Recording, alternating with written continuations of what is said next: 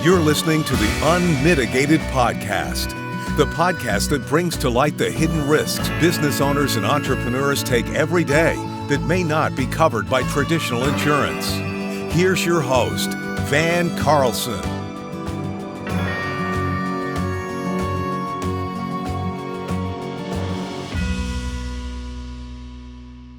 Hello, Van Carlson with Unmitigated podcast. Thanks for joining us today.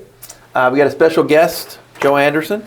He's a founder and, are you CEO, president? What did you give yourself a title? Founder and president, I guess. There you go. That's what you get to do when you're the founder, right? That's right. Of Fortify Risk Management. Got to know Joe through a common acquaintance, Stephanie Forbes, with heads up our company, Insure Edge, and man, I fell in love with what you're doing. So tell us a little about yourself, Joe, and then we'll dive into what Fortified Risk Management's doing out there. Thanks, Van. I appreciate that. Yeah, I've been in Idaho for about 24 years. I have 5 kids and my wife of 24 years. And we just love the outdoors. We love also serving. So we work with a few nonprofits, one called Back the Blue Idaho, where we try to just bless officers, not be political.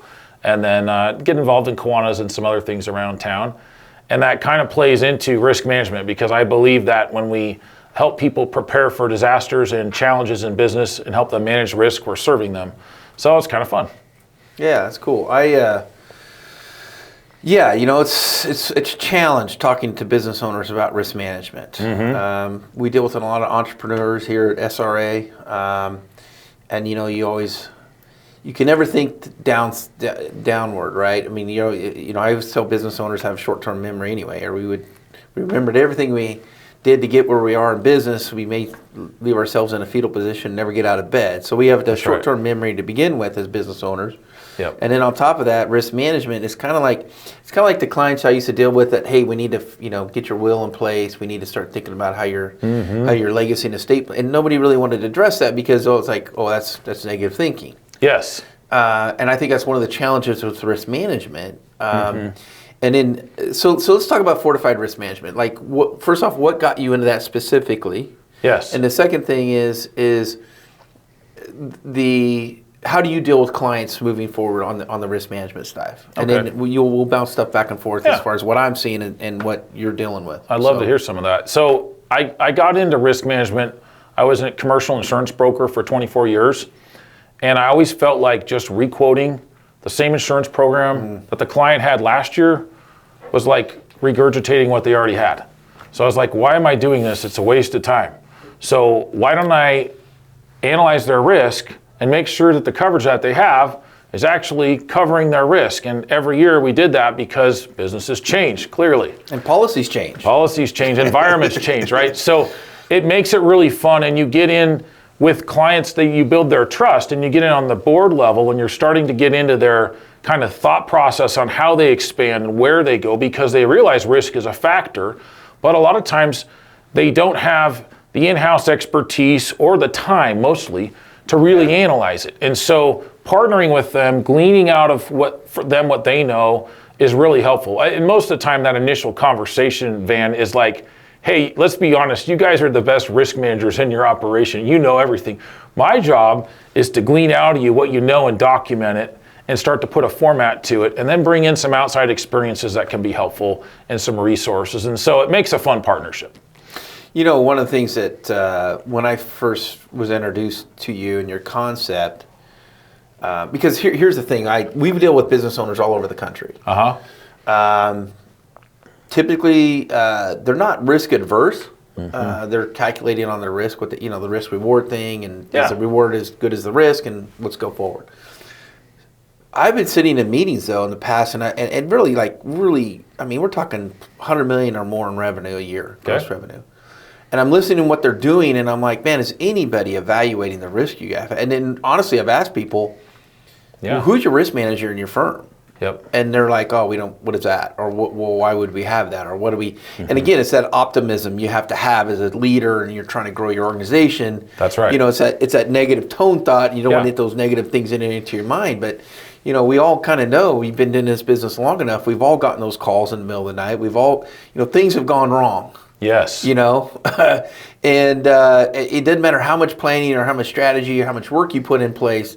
You know, now you've got something that was completely unexpected, and you've literally are either or turning towards that, you know, you're being attacked, or you know, whatever goes on in the world of business out there, or catastrophic loss, all that stuff goes on. Just because these business owners haven't personally experienced it, it's never going to happen to them kind of mentality. I get that. However, man, I noticed we all know the risk they've taken to get to the point where they're at. So one of the concepts you brought to me that I thought was super exciting for me is this idea of fractional risk management experts that you have access to. Because I've literally been in those meetings like, you guys need to find a risk manager. I almost don't even want to move with you on we do the self-funded risk and all that kind of stuff.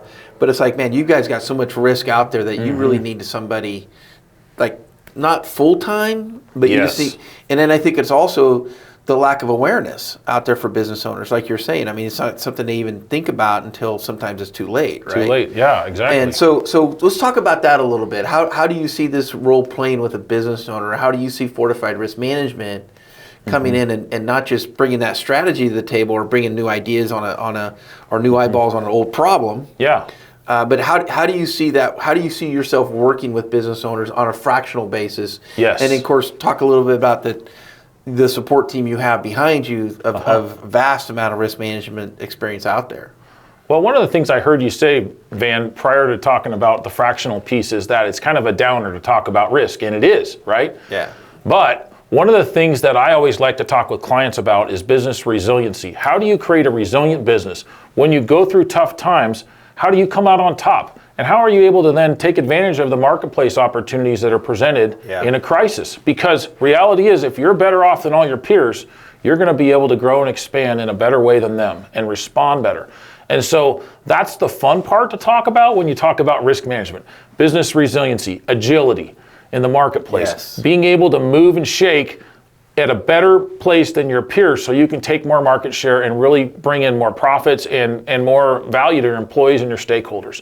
So that's super exciting to me, and I think that's the way we need to be framing risk management and thinking about it, because it's like reverse engineering for success, basically, right? I'm reverse engineering the potential for this problem so I can have more success if it ever arises. And you know, honestly, one of the things we say here at SRAs, you know, we embolden business owners through innovation of risk management. And it's that the SR, you know, the 831B planning and all that kind of stuff. Yeah. So, you know, that's where the synergy comes between your organization and ours, is we're kind of all in that same situation. Because I talk about that all the time, about how do you take out the peaks and valleys of your business and know that the valleys is where you have the opportunity. You know, if everybody's making money, if everybody's at the top, more like your competitors are making money. Everybody's making money. Everything's good. It's like, how do you manage that risk on that side? Because we know things happen. Peaks and valleys happen. Yeah. And so I think, to your point about when you are in that valley, you know, and you've not only put away money on a rainy day fund, but you've also put yourself into risk management strategies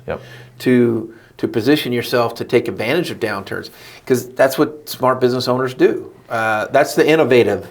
And then, like I said, we embolden those business owners through these types of processes.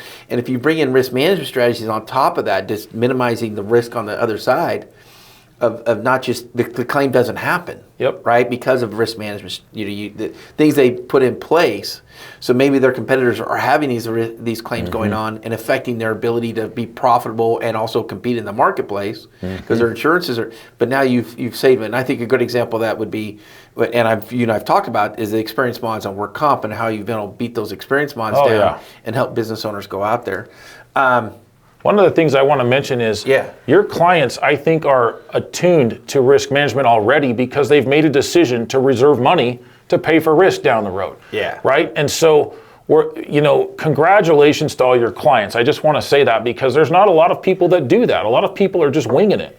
And so to really set up money to set aside to then pay claims down the road is a huge plus. So what we do on a fractional risk management basis is we come in and partner with you. We can come in on a part-time basis and give you time to work on projects that you don't get to, whether it's work comp turnaround with a work comp system to move that mod down from a 1.4 to a 0.5 and save you a ton of money. It could be disaster recovery, business continuity planning. We have specialists that can reverse engineer products, new products, and figure out what the liabilities are on those potentially down the road. Claims management, lowering reserves, all those pieces. And so it's fun when you have the right-minded people that understand that risk is important. And I think your clients already have some of that because they're working with you, clearly. Well, and like I said, if you've been in business long enough, something's gone wrong. Yeah. You either got sued unexpectedly, or a product got changed on you, and or the assembly line that you put together is no longer. All the things that go into those types of risk. And to your point about bringing new products out, it's if you've been in business long enough, something's going to happen that was unexpected to your operation. It's just the way the world works, right? And how you react to that and how you position that can make yourself either you're going to survive it and become stronger on the back end, or you don't. And I think we've seen that over and over in our careers. I mean, I got in this business because of the Great Recession in 2008, where business owners only knew one thing: to keep buying more stuff and keep leveraging. Yes. Now, somehow that wasn't risky. Well, and the interesting thing is, I mean, we don't know what we don't know a lot of times, right? Yeah, and so 100%. Our model, bringing in Fortune 1000 risk managers with experience at companies like Carnival Cruise Lines and Disney and Edison and Idaho Power, and with fire marshal experience and things like this, people that have worked with transportation risk safety on a large scale and figured out all the telematics and all the stuff that you need to really zero in on that.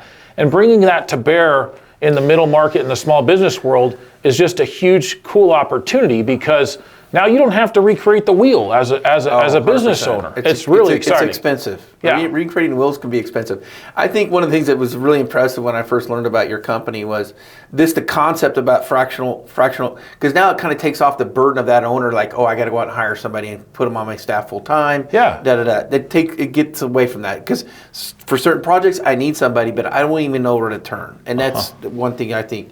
The second thing is what you just described. The people that the people that are either retired or semi-retired, that are looking for extra little things to do on the side and have a wealth of knowledge that it's kind of created a vacuum, meaning that for those people just to go off to the sunset and not, leave that knowledge out there, that their experiences, their will, not to spread, not to give that will to other people or other businesses is not good. And I love the fact, again, that's another thing you solved for on your program, was giving the ability for those people to share their knowledge and their experiences. That's right. And to your point about, these are very large companies that these folks have worked for on a full-time basis as a risk management. And to your point, small to middle market business owners really aren't in a position to afford that. But meanwhile, you can take the knowledge that they have and buy their time on a fractional basis. Yes. That can make all the difference in the world. And I think what you're bringing to the market, the concept of it, everybody's used to fractional CFOs, fractional CMOs, everybody's, fractional whatever. But the fact that you can bring up this concept of fractional risk managers, I think is a novel idea. It's not novel, but it is in the industry that we're talking about, risk management. Yeah.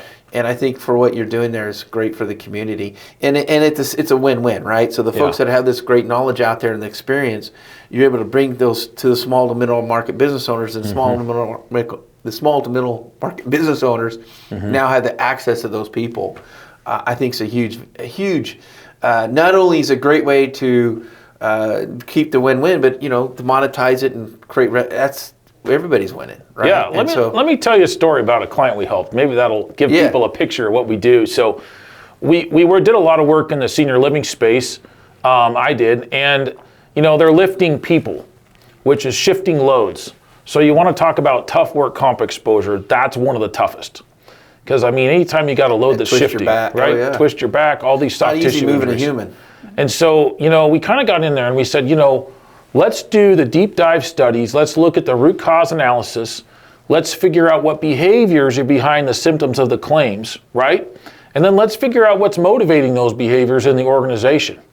And then we met with the safety committee, right? And we started talking through some of this, just gathering information. And what was fascinating was, they had a 100% loss ratio the year I went in. And it's a pretty good sized organization. I think they had a couple hundred employees, 300 employees. And we went in and we said, look, you're having a lot of slip and falls in the bathroom. So we determined there were some flooring issues that we wanted to get fixed. And then, we looked at some of the other issues that they were having, some of them were just simple things like whether they pull or push a cart. We had people go out and do studies on these facilities and just watch what people were doing, how they were moving and shaking. The mechanics they were using their body to do with the body mechanics, yeah. And it was really interesting. And so we came up with a strategic plan. But the difference with what we did and what we see a lot in the marketplace is, a lot of what we see in the marketplace is tactics. It's like, hey, let's do this training. We had this claim. Let's do this because we had this. It's responsive. So a strategic plan is going to look at the data, look at the environment and the current situation, and then go, okay, what are our top 3 areas that we can have the most improvement? And let's take a 5-pronged approach and let's nail those. Let's just attack them. And let's see if we can cut in half those losses. If we can cut in half those losses, we're in the game. I mean, we're saving a lot of money. Well, this company, we did that with a lot of different initiatives, one of which was they were getting a lot of bite claims, right? And they said, there's nothing we can do. These are patients that probably had some behaviors. Yeah. And they said, there's nothing we can do. They bite us. That's our job. I said, baloney. I said, let's talk about this. So we started talking about it, and we came up with dog trainers. Well, they wear these big gloves, bite-proof gloves. I said, buy all your guys bite-proof gloves. Didn't have any bite claims after that. It's not always rocket science. It's not normally my idea. It's just we kind of talk around and do this. It's putting eyes on an old problem, though. Yes. Right. And that's the fun part. They just assume this is the way we do business, and you just that's great work, man. Yeah. So those are the stuff we like to do, and it's that brain collaboration, figuring out how do we get creative, how do we get around this, and how do we get momentum from all the different departments in the organization, from an HR standpoint, who we hire, how the reviews go, is safety a priority, all these pieces, right? We're targeting that particular loss area and really driving success. It's super fun when it happens. We had that client went from 100% loss ratio the next year to 10%, the next year to 10%, and the following year to 30%, which I call a win. That's pretty exciting. We've had others that have gone from a 1.43 down to a 0.51. Now, you don't get to a 0.51 very easy. That's like almost no claims. So, and these are tough industries. And I have people coming and saying, we just are in a tough industry. And I say, yeah, I understand. But the goal isn't to eliminate every claim. It's to minimize the ones that are eventually going to happen. The frequency. And reduce the frequency. Yeah. And that's what, so on work comp, that's an area we love talking about.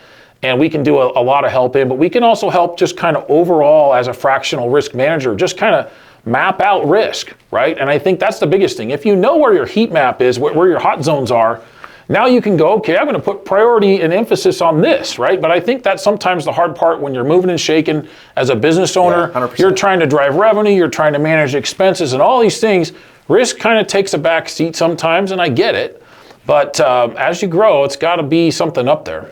Absolutely, and it's happening more and more. I mean, given the state of the current insurance market we're in, we're telling clients, and I think it's true. I mean, we're doing full analysis of their policies, and clients will continue to pay more and get less, or there are limited coverages in there that weren't in there a handful of years ago, right? I mean, it's just insurance companies have to do something to offset their exposures if they can't get the pricing they need to get for the risk they're taking on. That's right. And so, do you see two things? It's probably, to your point, it's probably bigger need than ever to put new eyes on an old problem or foresee when it comes to risk management. Yeah.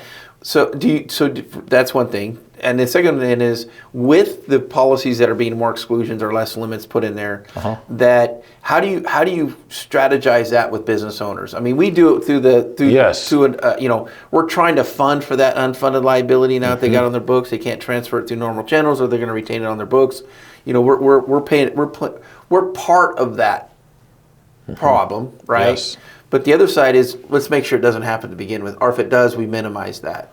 How do you see yourself in those two roles? Meaning, is demand going up can you see the demand going up, and then dealing with the exclusions that are going out in the marketplace? We see the demand going up. A lot of people are moving into captive insurance, whether it be micro captives or group captives, because they are realizing that the cost to insure is really high in the marketplace. Yeah. And you look all over the place with forest fires and wildfire issues and all these different exposures. Reputation risk, comes up here and there.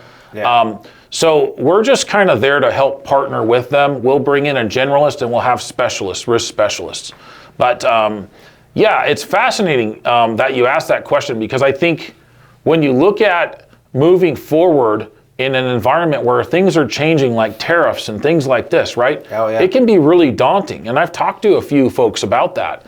But the question isn't so much, what do we do? Do we just sit back and let things settle? I mean, the people that go after it are going to be the ones that make hay, right? While the sun's shining. So I think it's figuring out a strategic plan to be able to take on more risk sometimes, but strategically, right? And 100%. go, okay, I'm going to take this risk on a little bit strategically. So that's interesting. I think one of the things that SRA 831B brings to the table is a way to reserve for risks that aren't insured in a typical insurance policy. And I love that. And where we fit kind of hand in glove is that we can go in and do the analysis on the policy, but also on the overall risk in the organization, and partner with you and the client to say, look, these are uninsured exposures, or these are exposures that aren't insured fully, that you may want to include in coverage, or you may want to self-insure over here, and let's develop preventative measures so that when these happen, they're not as big of an issue, right? So there's a whole piece there that's really exciting and opens up a door, because I know when we were talking, it's always more fun for you to say, hey, we thought about this ahead of time, and this is included in your coverage package, right? Right. Versus, oh, that was something we hadn't talked about, right? And I think, so that piece is really exciting. I think it'll open some eyes and it'll help prioritize risk, right? It'll help us be able to go, hey, these are the top priorities. These are the things. We'll review the insurance contracts and look for holes and gaps. We'll look at contracts you have with the vendors and figure out where there might be holes and gaps in those to some degree. We're not attorneys, but we can do some of that. And we'll also look at the other risks. So I think it's a fun partnership, and that's what gets me excited about working with you guys, is you guys are already there helping solve some of those problems. Yeah, and I think what you can bring to our clients and future clients is just a value add that they're not getting anywhere else, because just like everything else, traditional insurance companies used to have loss prevention teams, used to have really, and we've kind of seen that go away because they, some executive in ivory tower thought, oh, that's just a general expense that we can somehow get rid of, right? So the burden will continue to fall back on the insured. Not only from a coverage standpoint, but from a loss prevention standpoint, where, we still got some, we'll deal with some inspectors and stuff like that. But, I love the mechanicals, the repetitive motions, and everything else like that. So side of all that, let's talk about how you engage with a client. Yeah. Like what's the first, you kind of hit a little bit on, what the general and then the specialist. But when you meet a client for the first time, what should they expect? What are you looking for? It's normally just a conversation, and we want to get an understanding of how they run their business, what their values are, what's important to them as a company. Who are the people that they value in that company? I mean, they value them all, but who are the key players that have the key knowledge? And where are they trying to go with their goals? Because we want everything we do to align with what they're already doing. We don't want to come in and say you got to change everything. We want it to be in line with what they're already doing and just expanding a little bit that risk management piece, which is exciting. So that's the first one. And then the second piece is really trying to get to know people in the organization that have different perspectives on risk. So you might have an HR director that sees risk from one perspective, and a floor operator that sees it from another perspective, a CPA that sees it from this perspective on the financial side, and a sales guy over here. Well, if we can do some surveys and questioning and get some information, we might get a more holistic picture on that risk, which means we can come up with a better strategy to minimize and avoid it.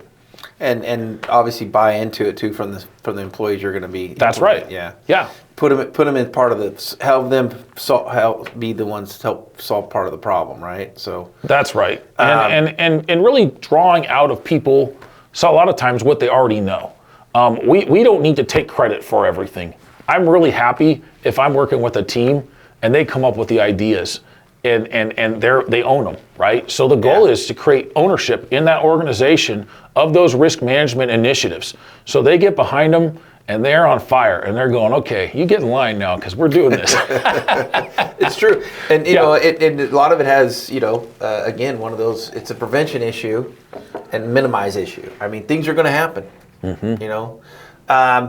Let's talk about just high level, you know, we talk about, you know, because I love the idea of a continuity plan. Yeah. Right? A resiliency plan, whatever. But let's just talk about high level on that real quick about, you know, I don't think a lot of businesses have those. I think COVID-19 is a good example of that when people were just forced to be, you know, whatever, you know, non-essential anymore, or you just had it all of a sudden everybody working from home. How do you format that on a resiliency or a continuity plan or however you? So, I mean, to simplify it, because I'm going to group it a little bit, because there's probably about 18 steps, honestly. But to group it, basically initially, you're identifying threats to the business. And they can come from anywhere. It could be cyber threats, it could be governmental entities, it could be a competitor, it could be a supply chain issue, it could be reputation risk. All these kind of threats to the business, we identify those. Then we measure and quantify those, and we come up with our top priorities, right? Then we do what's called an impact analysis, and we say, hey, what would the impact be in a worst case scenario to the business, right? And then we say, okay, we've mapped that out now, and now we're going to look at our current team and say, what skills do we have to help address this? What don't we have? Who do we need to partner with on the outside? Do we need an outside resource provider that can provide temporary offices and generators and stuff? Okay, that's just one example. Or do we need a specialist to talk to us about transportation risk or whatever it is, right? And we bring those guys in. So we have our outside providers and our team internally with our generalists, myself and others. And then we start working on those threats. And we say, okay, let's reverse engineer this. Let's figure out how we would respond to this if we had time to plan ahead, right? And what systems will we put in place to minimize the risk on each threat vector, okay? So each threat vector we do that with. And then we build our plan. And that's not the end though. Then you got to test the plan and you got to keep it live. And what's fascinating, Van, is that last piece is the piece that people miss the most because they get to the plan phase and they're like, yes, we got a plan. I've got a binder. Yep, I got a binder. I'm going to put this on my shelf. I'm so excited. If everyone asks me 20 years from now, I'm going to say, there it is. The problem is 20 years later, it may not be that relevant, right? Yeah, for sure. And so we have a process to host that plan online and be able to have pings go back to the department managers to be able to update that plan in real time, and also do tabletop tests and some other kind of tests with some of our partners to be able to make sure that plan's vetted, okay? So a vetted plan and a live plan is great. You would be surprised, Van, and you probably know this, but I've talked to a few people in town and I've seen this. There are billion-dollar-plus companies in town that have 30 to 40-year-old disaster recovery business continuity plans. It baffles me. And so it is such an important thing. It's not a huge cost. You know, it might cost a little bit 1 year to get the plan built, but the maintenance on that plan might be 15% of what you paid, and now it's keeping up to date. So it's super exciting to me. That piece of it, I think, is somewhat untapped in the middle market and small business space. And absolutely. It's the reactionary thing, you know, most small to middle market business owners don't have one in place. You know, they just don't. And they haven't thought about all the things again, it's that negative thought process, but more importantly, you guys have the wealth of knowledge you guys have to be able to bring. And I do think once business owners engage in that, it's kind of like an annoying thing in the back of your head all the time, like, hey, I should be doing something, but you just kind of put it off. Yeah. It's like going to the gym. It's like, you know, do I really need, to stretch that muscle today? All of those things go into that as a business owner. And of course, something always comes up and it distracts them, goes them off. But it's kind of like, I remember when the first time my wife and I sat down, built our trust, did all the stuff that we needed to do to plan long-term if something happened to her or I or both of us. Yeah. It was just nice knowing it was done. It was taken care of. It's a little off your mind. Yeah. And I think the same thing is, it's a maturity of your business, right? Where you sit down and think about these things and you take time to think about these things when it comes to risk management. Exactly. I think it's a good sign of the maturity of your business where you are as a business owner. Yeah. One of the things that we're constantly dealing with at who is our clients. And I've come to the conclusion that our client is the client at this point in time in their career.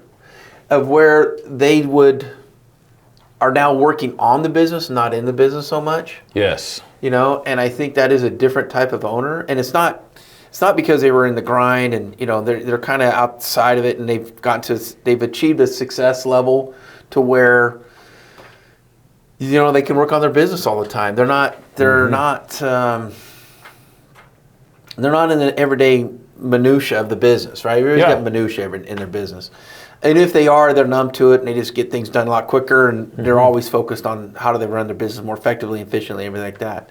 Would you not say your client's kind of the same? At some point you get to the level where, okay, now I've got to start thinking about this, or because most business owners aren't going to, from day one, they're not going to be thinking about. They're not going to be thinking about the downside. That's a great point you made. You have to make the transition from running the business and working in the business to working on the business. Yeah. And that happens right at that level that, a lot of your clients are starting to think ahead. I need to reserve money for these losses. I don't want to keep paying them and have my profits go up and down. Be at risk, right? Yeah. And so I think that's really, really important. One of the things I want to just step back just a second on the business resiliency side, because it's such an important topic.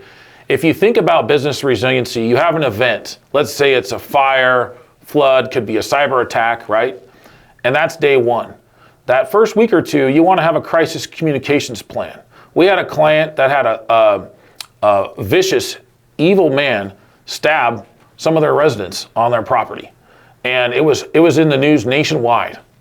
And I had a connection with a crisis management professional, and that made all the difference because she was able to get in front of the news cycles and really help make sure we're crafting the message, right? So that's step one. Step two is stabilization. So from that event day down to stabilization is called disaster recovery.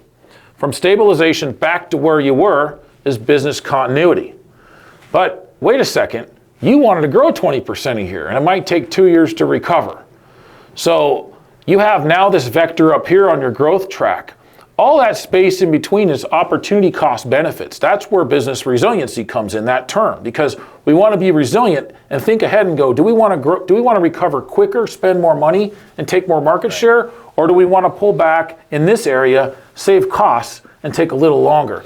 And that's the fun part when you get into it. And I think that's a great fit for us under our brand protection policies that build that war chest. I mean, that's a war chest at that point, right? Yes. I mean, you're trying to keep your business from keep going down, right? So I think that's another great fit, and I love the fact that you have that available for us because, we've had brand damage claims in the past with business owners because they made local news or national news on some stuff that had a dramatic effect on their businesses, because anybody can do a review anywhere.